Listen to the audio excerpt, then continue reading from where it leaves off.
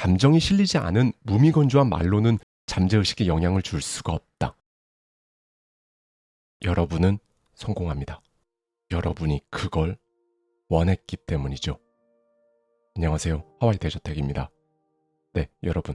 돈, 명예, 권력, 만족감, 인성, 마음의 평온. 이 중에서 여러분이 가장 원하는 것은 무엇인가요? 만약 그게 경제적인 부분이라면요. 여러분은 부를 이룰 준비가 되셨나요? 오늘 영상은요. 여러분 스스로 무엇을 원하는지 알고 있다고 생각하는 분들에게는 엄청난 도움이 되실 거예요. 자기가 진짜로 원하는 게 무엇인지 알고 있다면 그야말로 적은 노력만으로 성공 궤도에 오르고 다시는 밑으로 내려가지 않는 방법이 있다고 말해주는 사람이 있습니다. 심지어 이 사람이 혼자 주장하는 것도 아니에요. 이 방법을 통해 자신이 성공할 수 있었다고 인정한 사람들 일부만 봐도 어마어마합니다. 대략 일부만 언급하자면요. 포드 자동차의 창립자인 헨리 포드, 미국 최초의 백화점을 세운 존 워너메이커, 시어도어 루즈벨트 대통령, 미국 최고의 작가로 평가받는 엘버트 허버드, 라이트 형제 중 형인 윌버 라이트, 미국 US 스틸의 회장이었던 찰스 슈왑, 빌레트사를 만든 킹 질레트, 미국의 석유 재벌 록펠러, 발명왕 토머스 에디슨, 우드로 윌슨 대통령, 전화기를 발명한 알렉산더 그레이엄 벨. 네, 대략 일부만 언급한 게 이 정도인데요. 정말 어마어마하죠. 그런데 이 사람들 모두 한 사람, 미국의 철강왕이었던 앤드류 카네기의 비법으로부터 도움을 받아 막대한 자산을 모았다고 인정한 사람들이었어요. 그럼 도대체 이 사람들을 일일이 다 인터뷰하고 기록을 정리하고 이런 거대한 작업은 누가 했느냐? 철강왕 앤드류 카네기의 요청을 받아서요. 우리가 잘 아는 나폴레옹 힐이 무려 20년에 걸쳐 연구한 끝에 밝혀낸 겁니다. 그래서 오늘은요. 나폴레옹 힐의 나폴레옹 힐 부의 법칙, 이 책 속에 담겨있는 인사이트를 가져와서요. 저자의 시선에 저의 생각까지 더해서 도대체 부자가 될 수밖에 없는 일종의 공식 같은 그 법칙 혹은 비법이라는 게 도대체 무엇인지 명확하게 오늘 제가 다 말씀드리도록 하겠습니다. 성공은 성공하려는 자에게만 찾아온다. 우선 당신에게 중요한 사실을 하나 전달하면서 시작하고자 한다. 일단 들어오기 시작하면 부는 숨가쁜 속도로 어마어마하게 들어온다. 가난했던 시절에 도대체 부가 어디에 숨어 있었는지 궁금할 정도로 말이다. 이 말이 놀라운가? 사실이다. 오랫동안 열심히 노력한 자에게만 부가 찾아온다는 통념을 고려하면 더더욱 놀라운 말로 다가올 것이다. 생각의 힘으로 부자가 되려는 순간 당신은 노력이 아니라 목적의식이 확고한 마음 상태가 바로 부의 시작점이라는 사실을 깨닫게 된다. 사람이라면 모름지기 어떻게 하면 부를 이룰 마음 상태를 갖출 수 있을지 궁금해한다. 내가 25,000명이 넘는 사람들을 분석하면서 25년 동안 연구한 것도 부자가 어떻게 부자가 되었는지를 알고 싶어서였다. 성공을 의식하는 사람에게는 성공이 찾아온다. 무심코 실패를 의식하는 사람에게는 실패가 찾아온다. 원한다면 누구에게나 실패의식에서 성공의식으로 마음가짐을 바꾸는 기술을 전달하는 것, 그것이 나의 목적이다. 무엇보다 열린 마음을 유지하라. 나의 메시지를 듣는 동안 이 법칙이 어느 한 사람의 발명품이 아니라는 점을 기억하라. 실제로 막대한 부를 축적한 500명이 넘는 사람들, 즉 미천도 없고 변변한 교육도 받지 못했고 영향력도 없는 사람들의 인생 경험에서 수집했다. 바로 이 사람들이 효과를 거둔 법칙이다. 당신 역시 이를 활용해 그다지 어렵지 않게 지속적인 경제적 여유를 얻을 수 있다. 부는 강렬한 열망에서 시작된다. 부자는 안다. 우연, 상상, 팔자, 행운으로는 부를 축적할 수 없음을. 부자는 부를 꿈꾸고 바라고 열망하며 계획한다. 사람은 보통 돈의 목적을 이해할 만한 나이가 되면 누구나 돈을 원한다. 물론 원한다고 부를 얻는 것은 아니다. 부를 향한 열망을 실제 재정적 가치로 전환하는 명확한 6단계가 있기 때문이다. 1단계, 열망하는 돈의 정확한 액수를 마음에 새긴다.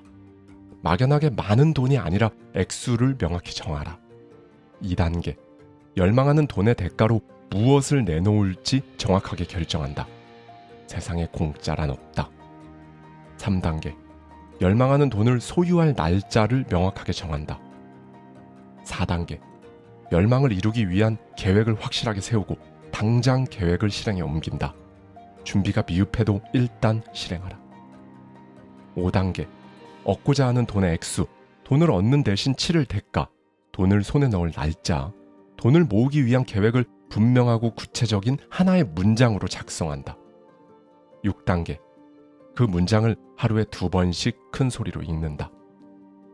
잠자리에 들기 직전에 1번, 아침에 일어난 후에 1번, 그 문장을 읽는 동안 그 돈을 이미 소유한 내 모습을 보고 느끼고 믿는다.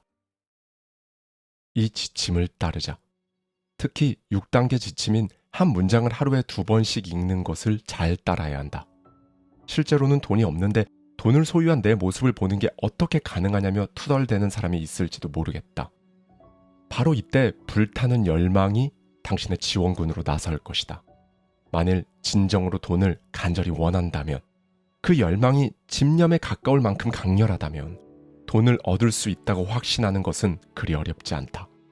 돈을 원하고 돈을 갖겠다고 굳게 결심함으로써 결국 돈을 갖게 될 거라고 확신하는 것은 중요하다. 부의식이 있는 사람만이 큰 부를 축적할 수 있다. 부의식이란 마음이 돈에 대한 열망으로 한껏 충만해져서 이미 부를 소유한 자기 모습을 볼 수 있는 상태다. 인간 정신의 작동 원리를 배운 적이 없는 초보자에게는 이 지침이 비현실적으로 여겨질 수 있다.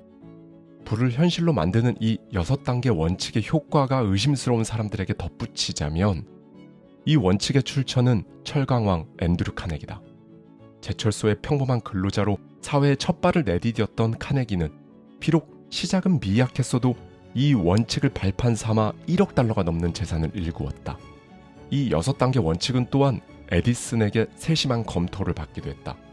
에디슨은 이 원칙이 돈을 모으는 과정은 물론이고 명확한 특정 목표를 달성하는 과정에서 필수라는 사실을 강조했다. 이 원칙은 중노동을 요구하지 않는다. 희생을 요구하지도 않는다. 하지만 이 원칙을 이용한다고 체신이 떨어지거나 경솔한 사람이 되지도 않는다. 교육을 많이 받아야 이용할 수 있는 것도 아니다. 하지만 원칙을 성공적으로 적용하려면 부의 축적을 우연이나 상상, 팔자, 행운에 맡길 수 없다는 사실을 깨닫고 이해할 만큼의 상상력을 발휘해야 한다. 큰 재산을 축적한 모든 사람은 그 돈을 손에 넣기 전에 먼저 꿈꾸고 바라고 열망하고 계획했다. 돈에 대한 열망으로 자신을 하얗게 불태우지 않는 한, 그리고 실제로 그 돈을 소유할 거라고 믿지 않는 한 결코 막대한 부를 손에 넣을 수 없다. 이 사실을 지금 당장 깨닫길 바란다. 가장 위대한 업적도 처음에는 한낱 꿈에 불과했다. 깊어지는 경제 불황으로 인해 어쩌면 지금 당신은 심장이 짓밟혀 피를 토하는 심정일지도 모른다. 바로 그 경험이 당신의 영혼을 담금질하고 무엇과도 견줄 수 없는 가치 있는 자산이 되고 있다. 그러니 용기를 끌어모아라. 기억하라. 삶에서 성공한 모든 사람이 순탄치 않은 길을 나섰고 마침내 성공할 때까지 모진 고난을 숱하게 겪었다. 인생의 전환점은 대개 위기의 순간에 찾아오며 이때 사람들은 자신의 다른 자아를 만난다. 무언가를 바라는 것과 그것을 받아들일 준비가 된 것은 다르다. 무언가를 얻을 수 있다고 믿어야만 그것을 받아들일 준비가 된 것이다. 단순한 희망이나 소망이 아니라 믿음의 마음가짐이어야 한다. 열린 마음은 믿음의 필수 조건이다. 닫힌 마음은 신념과 용기, 믿음을 불러일으키지 않는다. 기억하라. 살면서 원대한 목표를 세우고 풍요로움과 부유함을 세상에 요구하는 것이 비참함과 빈곤을 받아들일 때보다 더 큰 노력이 필요한 것은 아니다. 위대한 시인 제시 벨 리트나우스는 이 보편적인 진리를 시로 정확하게 표현했다. 나는 내 인생을 1페니로 흥정했다. 그랬더니 인생은 그 이상은 주지 않았다. 저녁 무렵 얼마 되지 않은 내 몫을 세어보며 아무리 애원해도 인생은 공정한 고용주라서 요구한 만큼만 줄 뿐. 하지만 그대가 일단 당신 몫을 정하고 나면 그 일을 견뎌야만 한다. 나는 하인의 몫을 받고 일했다. 그리고 낙담한 채 깨달았다. 내가 인생에서 훨씬 큰 몫을 요구했더라도 인생은 기꺼이 지급했으리라는 것을. 강한 신념이 부를 끌어당긴다. 반드시 부자가 되겠다는 강한 신념을 품으면 신념은 반드시 물리적 등가물로 바뀌고야만 한다. 멸망을 물리적이나 금전적인 등가물로 전환하는 과정에서 자기 암시의 원리가 얼마나 중요한지 당신은 알고 있는가? 신념이란 자기 암시의 원리를 통해 잠재의식의 확언 같은 반복적인 지시를 보냄으로써 생성되는 마음 상태다. 그렇다. 지금까지 알려진 신념을 개발하는 방법은 잠재의식의 명령을 반복적으로 확인시키는 방법뿐이다. 사람들이 범죄자로 변하는 경로를 살펴보면 이 말의 의미가 더 명확하게 와닿을 것이다. 처음 범죄를 접할 때 사람들은 범죄를 혐오한다. 그러다 한동안 계속 접촉하면 범죄에 익숙해지고 범죄를 견뎌낸다. 접촉하는 기간이 충분히 길어지면 결국 범죄를 받아들이고 범죄의 영향을 받는다. 즉, 잠재의식은 긍정적이거나 건설적인 생각의 씨앗을 물리적 등가물로 바꾸기도 하며 마찬가지로 부정적이거나 파괴적인 생각의 씨앗도 물리적 등가물로 바꾼다. 수많은 사람에게 불행, 불운이라고 일컫는 기이한 현상이 발생하는 것은 바로 그래서다. 수백만 명의 사람이 자신이 통제할 수 없다고 믿는 어떤 이상한 힘 탓에 태어날 때부터 가난하고 실패할 운명이었다고 여긴다. 하지만 잠재의식이 부정적인 신념을 받아들이고 물리적 등가물로 바꾼다는 점을 생각하면 그 불행의 창조자는 다름 아닌 당신, 본인 스스로의 잠재의식인 것이다. 잠재의식은 긍정적인 생각과 부정적인 생각을 구분하지 않는다. 그저 당신이 제공하는 것에 부응할 뿐이다. 잠재의식은 용기나 신념으로 이끄는 생각을 현실로 바꾸어내듯 똑같이 두려움이 이끄는 생각도 쉽게 현실로 바꾼다. 미국 중서부의 한 도시, 은행 임원인 조지프 그랜트라는 사람이 이사들의 동의도 받지 않고 거액의 은행 돈을 빌리고선 도박으로 탕진해버렸다. 은행 감사관이 은행 계좌를 확인하러 왔던 어느 날 오후, 그랜트는 은행을 빠져나와 호텔로 피신했다. 사흘 후 발견되었을 당시 그는 침대에 누워 울부짖으며 끙끙대고 있었다. 그리고는 죽을 것 같다고 반복해서 외치고 있었다. 얼마 후 그는 세상을 떠났다. 전기를 건설적으로 사용하면 산업의 원동력이 되고 유용한 서비스를 제공하지만 잘못 사용하면 생명을 앗아갈 것이다. 자기 암시의 원칙도 이와 똑같다. 당신의 마음속 어딘가, 어쩌면 뇌세포 속에 성취의 씨앗이 잠자고 있다. 그 씨앗을 깨워 움직이게 만든다면 감히 꿈꾸지도 못했던 높은 곳까지 올라갈 것이다. 풍요로운 부를 이룬 것처럼 행동하라. 앞에서 설명한 부를 현실로 만드는 6단계 원칙에서 마지막 6단계는 매일 2번씩 돈을 향한 열망을 한 문장으로 만들어 실제 소리내어 읽고 그 돈을 이미 소유한 자신의 모습을 느끼고 믿는 것이었다. 이 지침을 따라야 하는 이유는 무엇일까? 바로 당신의 열망을 당신의 잠재의식에 직접 전달할 수 있는 방법이기 때문이다. 그러니 명심하라. 그 문장을 읽는 것은 부의식을 개발하는 수단이다. 문장을 큰 소리로 읽을 때 감정이나 느낌을 담지 않는다면 읽어봤자 아무 일도 일어나지 않는다. 프랑스 심리학자 에밀 쿠에가 말했던 날마다 모든 면에서 나는 점점 더 나아지고 있다. 이 말 역시 수백만 번을 반복한다 해도 당신의 감정과 신념을 담지 못하면 원하는 결과를 체험하지 못할 것이다. 잠재의식은 오직 감정이나 느낌이 담겨있는 생각만 인식하기 때문이다. 사람들이 자기 암시를 통해 원하는 결과를 얻지 못하는 것은 자기 암시에 대한 이해가 부족해서다. 감정이 실리지 않은 무미건조한 말로는 잠재의식에 영향을 줄 수가 없다. 신념을 가지고 감정을 잘 담은 말이나 생각을 통해 잠재의식에 닿는 법을 배워야만 비로소 눈에 보이는 결과를 얻을 수 있다. 열심히 몇 번 했는데 효과가 없다고 실망하지 마라. 원래 그 무엇이든 몇 번 해보는 것으로는 그 어떤 효과도 얻을 수 없다. 잠재의식까지 내려가 영향을 끼치려면 그만한 대가를 치러야 한다. 잠재의식을 속이고 싶다고 아무리 간절히 원해도 그냥은 절대 속일 수 없다. 자기 암시의 원칙을 활용하려면 당신의 그 열망이 불타는 집념으로 변할 때까지 집중해야 한다. 그렇다면 어떻게 해야 그렇게까지 집중할 수 있을까? 그 방법을 지금부터 말할 것이다. 앞서 언급한 1단계 원칙을 기억하는가?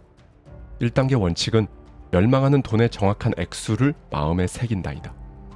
눈을 감고 실제로 돈이 눈앞에 떠오를 때까지, 당신의 계좌에 실제로 그 돈의 액수가 찍혀 있는 것이 보일 때까지 계속 집중하라.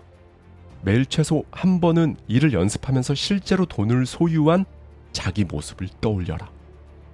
잠재의식은 이렇게 절대적인 신념을 통해 전달된 메시지를 명령으로 받아들이고 이제 그 명령에 따라 행동한다.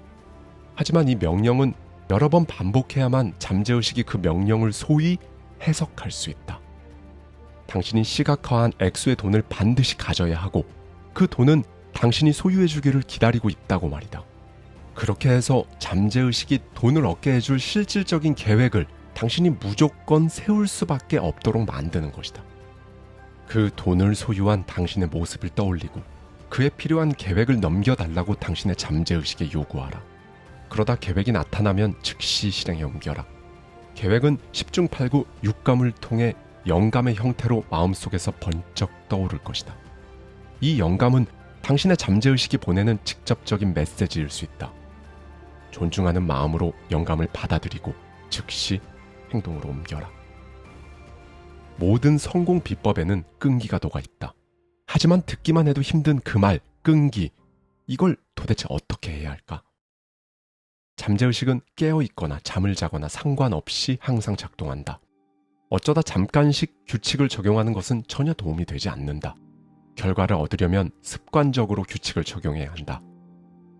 부는 돈을 끌어들일 마음의 준비가 된 사람에게 끌린다. 가난 또한 똑같은 이치에 따라 가난에 호의적인 사람에게 끌린다. 가난 의식은 습관을 기르지 않아도 저절로 발전한다. 그러나 부의식은 타고난 사람이 아니라면 반드시 스스로 만들어내야 한다. 그만큼 부를 이룰 때 끈기가 중요하다. 끈기가 없다면 시작하기도 전에 실패할 것이다. 잠자리에서 가위에 눌려본 사람은 끈기의 가치를 알 것이다. 가위에 눌리면 반쯤 깨어있는 상태에서 금방이라도 숨이 막힐 것 같은 상태가 된다. 몸을 뒤척일 수도 근육을 통제할 수도 없다. 가위에서 벗어나려면 끈질기게 의지를 발휘해야만 한다. 갖은 노력 끝에 겨우 손가락 하나를 까딱하면 한쪽 팔의 근육을 통제할 힘이 생긴다. 그런 식으로 의지를 최고로 끌어모아 반대편 손, 팔에 이어 다리까지 움직이면 마침내 근육을 완전히 통제하고 순식간에 가위에서 벗어난다. 이렇듯 비결은 한 단계씩 차례대로 진행하는 것이다. 살다 보면 정신적인 무기력증에 빠질 때가 있다. 여기서 빠져나오는 방법도 가위에서 벗어나는 것과 같다.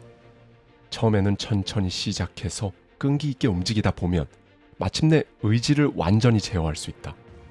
끈기가 있다면 성공은 찾아온다. 막대한 재산을 모은 사람이 모두 처음부터 끈기가 있었던 것은 아니다. 개 중에는 상황에 떠밀려 끈기를 길러야만 했던 사람도 있다. 끈기라는 습관을 기른 사람은 실패에 대비해 보험을 들어둔 것과 같다. 몇몇 사람만이 경험을 통해 끈기의 중요성을 안다. 그들은 실패를 그저 일시적인 것으로 받아들인다. 그래서 열망을 끈질기게 적용해 마침내 실패를 성공으로 바꾼다. 한 발짝 떨어져 삶을 지켜보면 압도적으로 많은 사람들이 실패로 쓰러져 다시 일어나지 못한다. 하지만 실패를 더 많이 노력하라는 뜻으로 이해하는 아주 소수의 사람들이 있다. 그리고 세상에는 조용하고 보이지 않는 힘이 존재한다. 그 존재조차 잘 알려져 있지 않은 바로 이 힘이 좌절을 겪고도 계속 싸우는 사람을 구하는 것이다. 우리는 이 힘을 끈기라고 일컫는다. 끈기와 관련해 생각해봐야 할 한 가지 사례가 있다. 죽은 희망들의 무덤, 기회의 문. 이처럼 전혀 상반된 수식어를 지닌 곳이 있다. 바로 브로드웨이다. 세계 각지의 많은 사람이 명성, 재산, 권력 등 성공이라고 여겨지는 무언가를 쫓아 브로드웨이로 온다. 하지만 브로드웨이는 그리 쉽게, 그리 빨리 정복되지 않는다. 브로드웨이는 포기하는 것을 거부한 소수의 사람들에게만 다가간다. 그리고 그제서야 재능을 알아봐주고 돈으로 보상한다. 소설가 페니 허스트는 글쓰기로 부자가 되겠다는 꿈을 품고 1915년 뉴욕에 입성했다. 허스트는 무려 4년 동안 낮에는 일하고 밤에는 희망을 품은 채 그렇게 계속했다. 희망이 희미해져도 포기하지 않았다. 대신 알았어, 브로드웨이. 어떤 사람은 굴복했겠지만 나는 아니야. 내가 널 굴복시키고 말겠어. 라고 다짐했다. 그녀는 세러데이 이브닝 포스트로부터 무려 36번의 거절 통보를 받았으나 37번째 만에 마침내 한 편의 글을 기고하는 데 성공했다. 만약 그녀가 평범한 사람이었다면 맨 처음 거절 통보를 받았을 때 포기했을 것이다. 하지만 이기고야 말겠다고 결심한 그녀는 아랑곳하지 않고 4년 동안 신문사의 문을 두드렸다. 그리고 마침내 보상이 찾아왔다. 마법이 풀렸고 눈에 보이지 않는 인도자의 시험을 기꺼이 통과한 것이다. 그때부터 출판계 인사들이 그녀의 집으로 몰려들기 시작했다. 곧이어 영화계에서도 푼돈이 아닌 마치 홍수처럼 큰 돈들이 쏟아져 들어왔다. 그녀의 최신 소설 위대한 웃음은 출간되기도 전에 당시 최고가에 팔렸다. 허스트의 사례가 절대 이례적인 경우가 아니다. 누구든 큰 부를 축적한 사람은 끈기부터 길렀다. 브로드웨이는 거지에게는 커피 한 잔과 샌드위치를 주지만 큰 것을 쫓는 사람에게는 끈기를 요구한다. 인연이 있다면 우리는 반드시 만날 것이다. 짧은 시 한 편을 공유하고 싶다. 패배했다고 생각하면 패배한 것이다. 할 수 없다고 생각하면 할 수 없다. 승리하고 싶지만 그럴 수 없다고 생각하면 승리하지 못한다. 남보다 못하다고 생각하면 남보다 못한 것이다. 높이 오르려면 높이 생각해야 한다. 보상을 받으려면 먼저 자신을 믿어야 한다. 더 강한 자, 더 빠른 자가 삶의 전투에서 언제나 승리하는 것이 아니다. 머지않아 승리하는 자는 할 수 있다고 생각하는 자다. 그렇다. 당신이 절대적으로 다스릴 수 있는 건 단 하나, 바로 당신의 생각뿐이다. 자신의 마음조차 다스리지 못한다면 다른 무엇도 다스릴 수 없다. 실패를 해명하느라 변명을 둘러대는 건 온 인류의 취미다. 인류만큼이나 오래된 이 습관은 성공에 치명적이다. 사람들은 도대체 왜 변명에 집착할까? 답은 분명하다. 자신이 만든 것이기 때문이다. 그리고 자신의 창작품을 방어하는 건 인간의 본성이다. 이에 대해 플라톤은 이렇게 말했다. 최초이자 최고의 승리는 자아를 정복하는 것이다. 자기 자신에게 정복당하는 것은 무엇보다 수치스럽고 절대 용납할 수 없는 일이다. 라고 말이다. 마지막으로 나는 당신에게 이 말을 꼭 전하고 싶다. 인생은 장기판이고 맞은편 상대는 시간이다. 말을 움직이기 전에 망설이기만 한다면 상대가 당신의 말을 전멸시킬 것이다. 당신의 상대는 당신의 우유부단함을 용납하지 않는다. 지금까지는 당신의 인생에서 원하는 걸 얻지 못했어도 논리적으로 변명할 수 있었겠지만 그런 변명은 더 이상 통하지 않는다. 이제 풍요로운 삶이라는 부의 문을 열 차례다. 그 문을 열어볼 것인지 여부는 당신의 선택이다. 불멸의 에머스는 이렇게 말했다. 인연이 있다면 우리는 반드시 만날 것이다. 그렇다. 인연이 있었기에 당신과 내가 이 영상을 통해 만난 것이다. 그리고 당신은 당신의 풍요로운 그 삶과 반드시 만날 것이다. 적당한 온도를 찾지 마라. 매 순간 가슴이 뜨겁게 타오르는 온도에서 살아라. 24도의 불호는 38도의 불을 달성할 수가 없다. 여러분은 성공합니다. 여러분이 그걸 원했기 때문이죠. 안녕하세요. 하와이 대저택입니다. 네, 여러분. 지금까지 살면서 한 번 더 해보자. 혹은 한 번만 더 해봐라. 이런 말 여러분 스스로도 해봤을 거고요. 반대로 옆에서 이런 말 해주는 사람도 한 명쯤은 있었을 거예요. 그렇죠? 그런데 여기에는 진짜 엄청난 문제가 하나 있어요. 바로 이 한 번 더라는 것 자체가 잘 안 되잖아요. 이게 중요하다는 걸 모르는 사람은 없거든요. 다 아는데 실제로 한 번 더 하는 게 어렵고 그리고 무엇보다 힘듭니다. 그리고 결정적으로요. 여기서 한 번 더 한다고 잘 되거나 성공할 거란 확신이 없잖아요. 사실 다들 그래서 한 번 더 못하는 거거든요. 그래서 오늘은요. 포브스가 선정한 50세 이하 최고 부자 50인의 이름을 올린 미국의 기업가죠. 에드 마일렛의 한 번 더의 힘. 이 책 속에 담겨있는 인사이트를 가져와서요.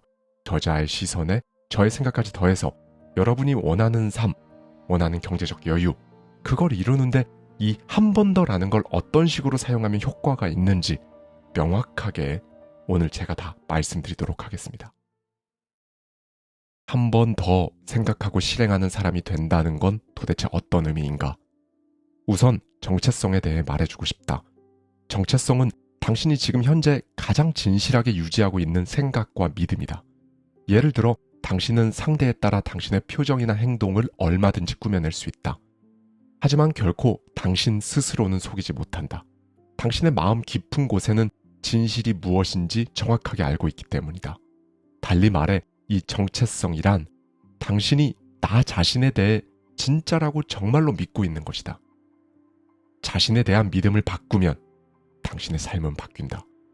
즉, 변화를 원한다면 먼저 정체성을 바꾸면 되는 것이다. 그럼에도 많은 사람들은 자신의 한계에 대한 믿음은 그대로 유지한 채 변화된 삶을 갈망하는 모순에 찬 삶을 살아간다. 다시 강조한다. 정체성이 바뀌어야 당신 삶이 바뀐다. 그런데 여기에 중요한 것이 하나 있다. 바로 당신의 목표에 당신의 정체성을 맞춰야 한다는 것이다.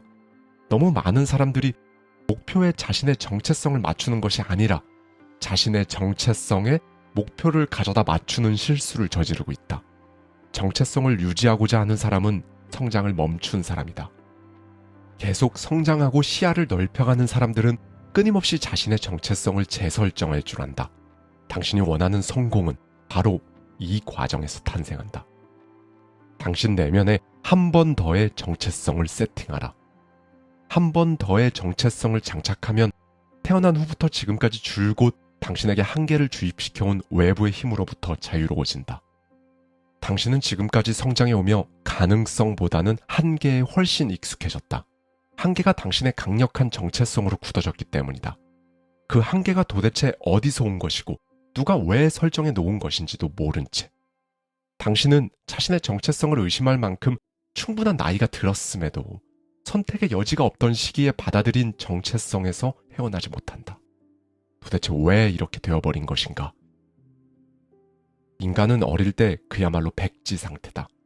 이 말을 한 번 더 생각해보면 불행히도 어린 시절 우리는 무방비 상태였다는 것이다.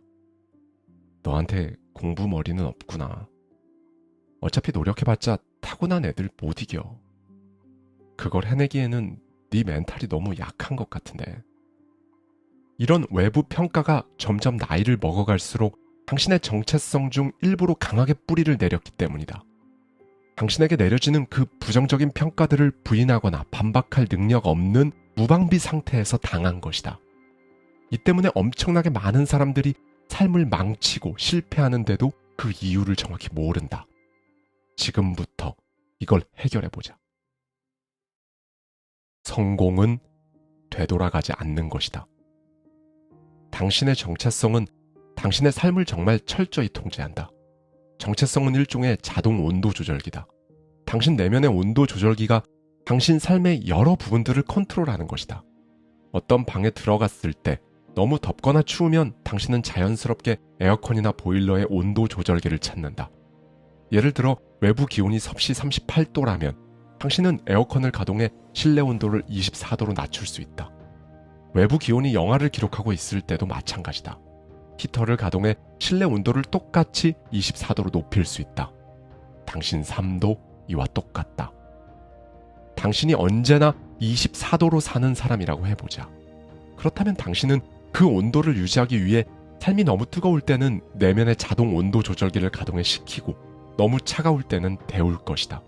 즉, 당신의 삶은 늘 24도 정도의 적절함을 유지할 것이다.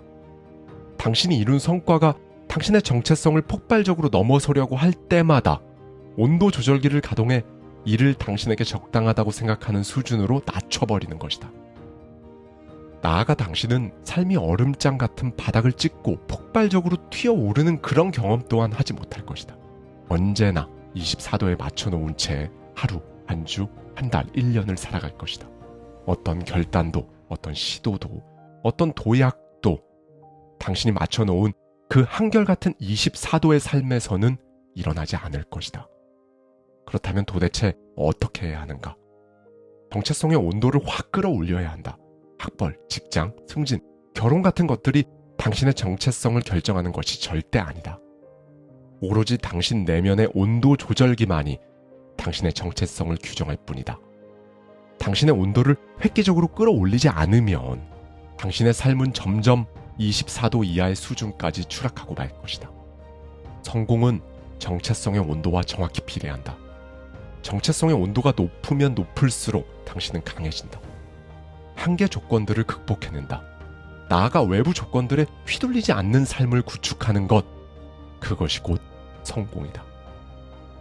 성공이란 절대 예전으로 돌아가지 않는 것이다. 적당한, 적절한 온도 범위 안에 사는 사람은 유혹에 쉽게 빠지고 그 유혹에서 벗어나기 무섭게 다시 예전의 온도 설정으로 돌아간다. 실패하는 사람은 언제나 돌아갈 길을 찾는 데 뛰어나다. 가장 안 좋은 것은 이것이다. 당신은 단 음식이나 야식을 먹으며 생각한다. 또 빼면 되지 뭐. 10kg나 뺀 적도 있는데 뭘. 다시 강조한다. 성공이란 절대 예전으로 돌아가지 않는 것이다.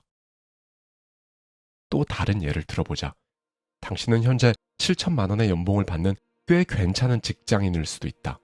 종종 당신은 10억, 100억이 있는 은행 잔고를 상상하며 미소를 짓곤 한다. 하지만 당신의 상상은 현실로 이루어지지 않는다. 왜? 7천만 원의 연봉에 그럭저럭 만족하고 있기 때문이다. 부의 다음 단계로 나갈 의지가 크게 없기 때문이다. 물론 당신은 엄청나게 큰 행운을 통해 100억을 벌 수도 있다. 하지만 당신의 정체성을 100억의 가치로 끌어올리지 않으면 결국 당신의 정체성 조절기는 당신 삶을 연봉 7천만 원 수준으로 돌려놓을 것이다. 고액 복권에 당첨된 사람이 얼마 못 가 모든 돈을 탕진하는 경우를 떠올려보라. 100억을 버는 것이 중요한 게 아니다.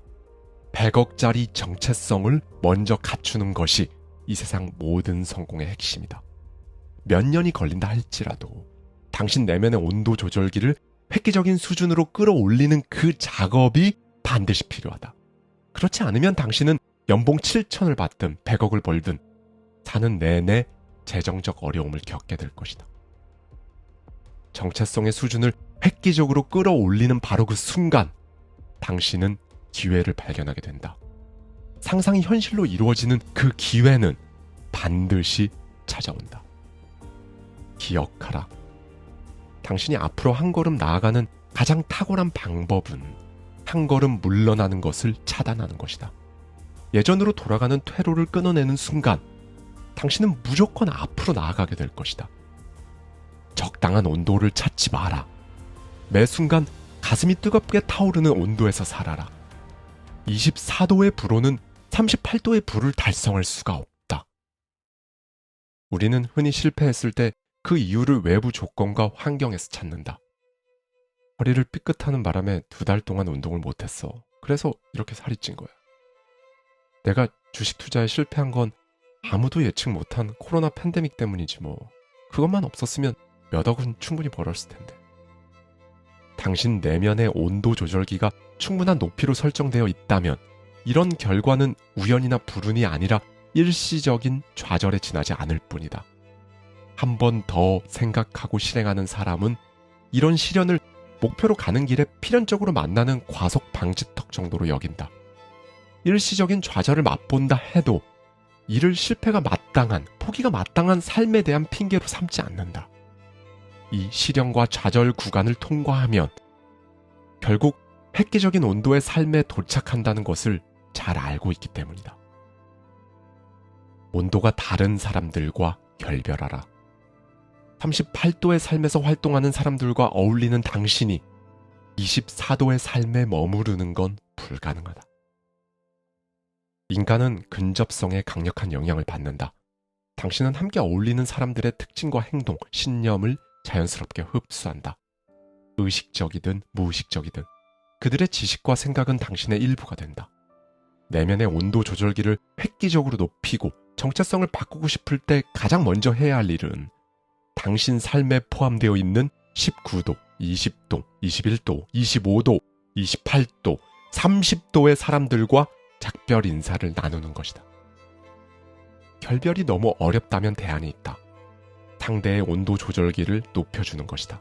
이는 가족과 같이 작별하기 어려울 때 가능한 접근 방식이다.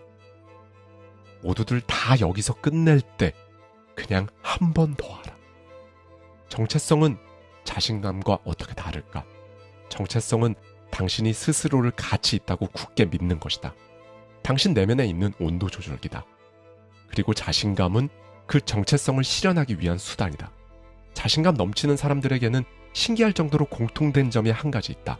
바로 자기 자신과 한 약속을 지키는 능력이다. 의심, 불안, 나약한 태도를 제거하는 가장 간단한 방법은 스스로에게 한 약속을 어떻게든 밀고 나가는 것이다. 여기서 한 가지 중요한 것이 있다. 자신감은 당신 내면에서 생성된다는 것이다. 외부로부터 선물을 받는 것이 아니라 바로 당신 내면의 감정이기 때문에 당신은 자신에게 유리하도록 판을 짤 수가 있다. 지인 에머스는 이렇게 말했다. 너의 뒤에 있는 것과 너의 앞에 있는 것들은 너의 안에 있는 것에 비하면 사소한 것이다. 잠시 이 말을 깊이 새겨보라. 너의 뒤에 있는 것과 너의 앞에 있는 것들은 너의 안에 있는 것에 비하면 사소한 것이다. 당신이 원하는 자신감이 어떤 것인지, 그 자신감을 어디에 어떻게 활용할 것인지 판을 짤 수 있는 사람은 당신뿐이다. 그런데 당신이 자신과의 약속을 깨버린다면 바로 그 순간부터 자신감은 자취를 감춘다. 자신과의 약속을 깨는 순간부터 당신은 세상이 아니라 경쟁자들이 아니라 오직 당신 스스로와 싸우게 될 것이다. 당신에게 꼭 필요한 다른 싸움을 위해 아껴놓은 꼭 필요한 그 에너지를 당신 스스로와의 싸움에 소진하고 말 것이다. 초과 잉여분을 저축해 나가라. 공자는 이렇게 말했다. 할 수 있다고 생각하는 사람과 할 수 없다고 생각하는 사람, 둘 다 옳다. 공자는 한 개인의 실행력은 그가 자기 자신을 믿는 수준에 비례한다는 사실을 잘 알고 있었다.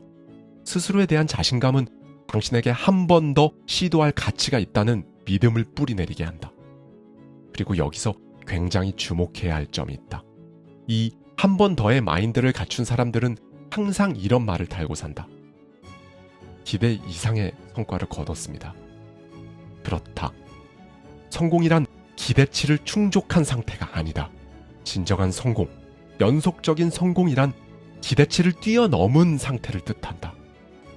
한 번 더 시도는 다른 사람들이 100% 성과를 거둘 때 110%의 성과를 올릴 수 있게 한다. 이 10%의 초가분들이 모이고 모여 더 크고 더 뛰어난 합성물을 만들어내는 것이다. 그렇다면 결론은 간단하다. 이 한 번 더 시도를 당신의 제2의 천성으로 만들면 된다. 그러니 앞으로는 사람들에게 자신 있게 이렇게 말하라. 저의 가장 큰 재능은 한 번 더 하는 겁니다. 당신이 흥분할 만한 사실이 하나 더 있다. 사실 이 한 번 더 시도의 세계에는 경쟁자가 별로 없다는 것이다. 사람들은 어떤 일을 시작하면 곧장 만족을 찾기 시작한다. 그리고 처음 생각했던 만족의 8부 능선쯤에서 타협하고 멈춰선다. 그들은 절대 당신처럼 한 번 더 시도를 하지 않는다. 그러므로 그들은 당신이 얻는 결과를 얻지 못한다. 다시 한번 이 사실을 잊지 않길 바란다. 한 번 더 시도의 세계에는 경쟁자가 별로 없다. 초과 달성자로 사는 법. 조금 전 언급한 바와 같이 목표를 초과 달성하는 길도 한 번 더 시도와 직결된다. 시도가 많을수록 더 많은 것을 성취한다. 초과 달성자가 되고 싶다면 이것만 기억하라. 최대 이익은 언제나 극한 상황에서 나타난다는 사실이다. 기대 이상의 성과는 현재 당신이 머무는 곳, 그리고 이미 머물렀던 곳에서는 가능하지 않다. 당신의 최대 성공은 새로운 장소와 새로운 한계로 당신 자신을 몰고 갈 때 발생한다. 익숙한 것에 견주어 목표를 세우지 마라.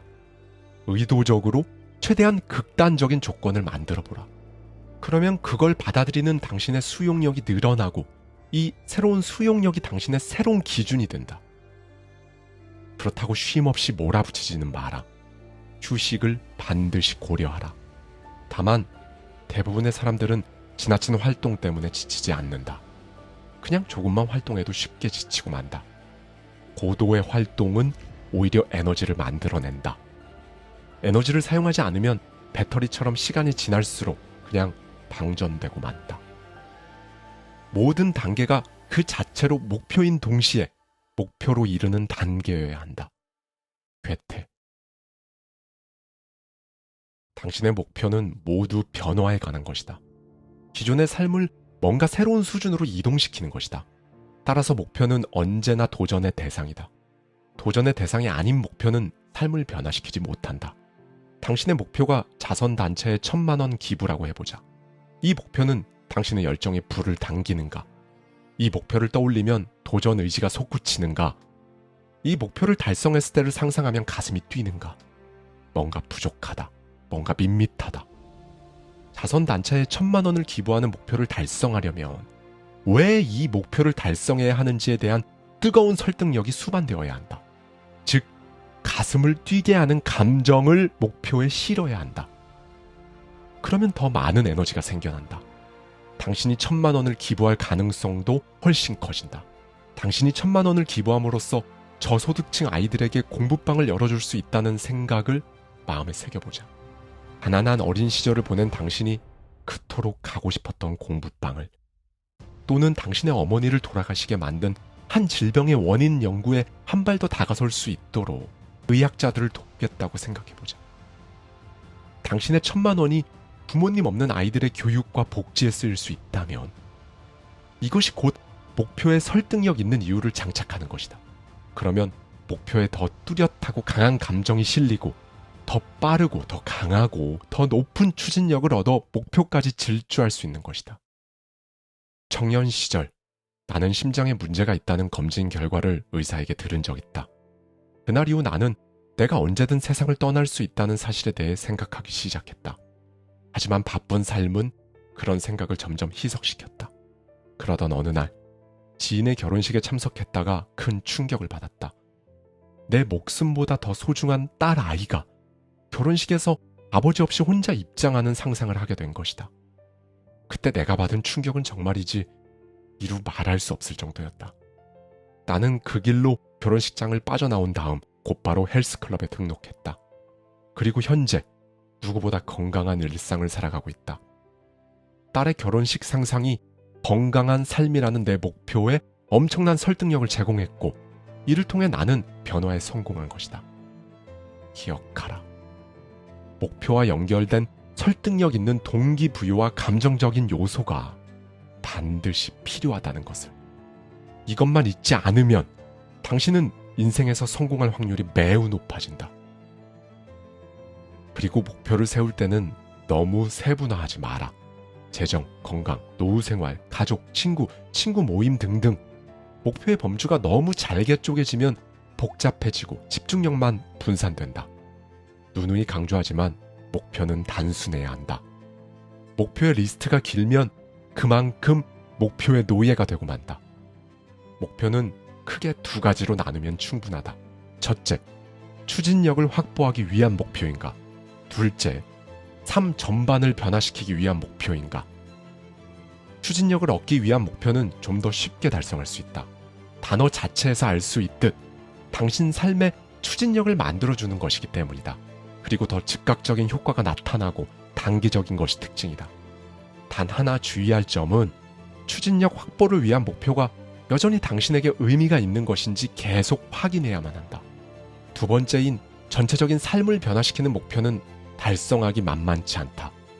이 목표를 이루는 데는 오랜 시간이 걸릴 수 있다. 때로는 평생에 걸친 장기 프로젝트가 될 수도 있다. 당신이 목표를 세울 때 반드시 생각해야 할 부분은 추진력 확보를 위한 목표, 삶 전반을 변화시키기 위한 목표, 이 두 가지 목표를 하나로 조화롭게 연결하는 것이다. 예를 들어 체중 감량이라는 목표를 정해보자. 먼저 설득력 있는 이유에서부터 시작해야 한다. 예를 들면 이것이다. 내가 단지 뚱뚱하다는 이유로 남들보다 더 빨리 세상을 떠나기에는 아쉬운 것들이 너무 많은데, 그리고 나는 세계 여행하는 것이 목표인데, 이 목표를 이루려면 일단 세계 여행을 즐길 수 있는 체력을 만들어야 하잖아. 골골한 체력으로 훈련받는 것 같은 여행이 돼버리면 안 되잖아. 그런 다음 첫 번째 유형인 추진력 확보를 위한 목표를 실행에 옮긴다. 즉 일주일에 1kg, 한 달에 4kg를 빼는 것이다. 적절한 운동과 식단을 병행하면 이는 달성 가능성이 높은 목표일 것이다. 물론 당신은 현재 고도 비만이라 50kg 이상을 감량한다는, 즉 두 번째 유형인 인생을 변화시키는 목표를 한 방에 세울지도 모른다.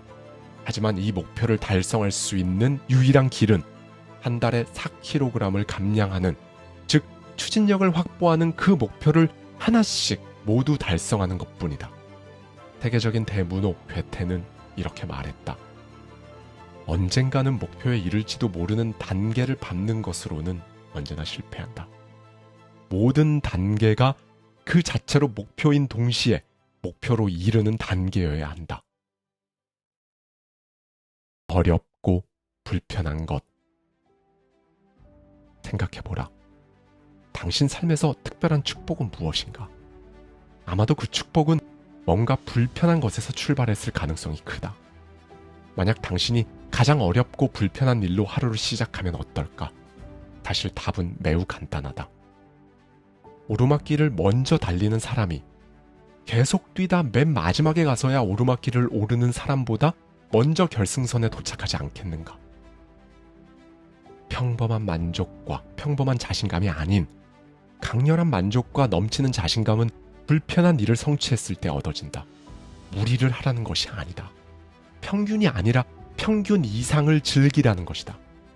어차피 쉬운 일이든 어려운 일이든 처음에는 똑같이 힘들다.